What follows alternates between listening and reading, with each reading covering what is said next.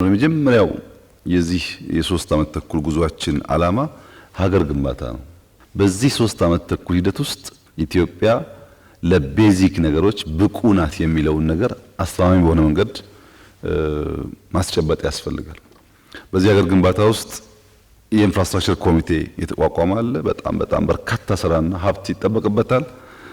ዴሊቨር እንደሚደረግ ተስፋ አደርጋለሁ። ግንባታው ሁለተኛው ዋና ዓላማ የሀገር ኢሜጅ ነው።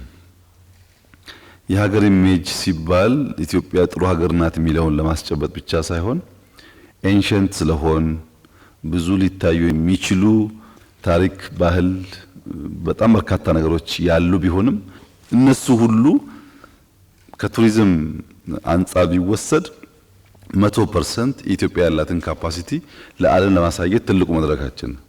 በዚህ ጊዜ ኢትዮጵያን ያየ ሰው በሌላ ጊዜ ፕሮግራም እያደረገ አላቃትም አይልም። አውቋት አልተመቸኝም በዚህ ጊዜ በዚያኛው ጊዜ መጣሉ ሊል ይችላል። ለማወቅ የሚያስችለውን ስራ ግን የምንሰራበት ጊዜ ነው። ሶስተኛው አገር ገንብተን ኢሜጅ ከሸጥን በኋላ ራሱ ዋናው ስራ ጉባኤዎቹ ወይም የሚያሰባስቡን ጉዳዮች በአውትካም ሌቭል የተሳኩ መሆን አለባቸው።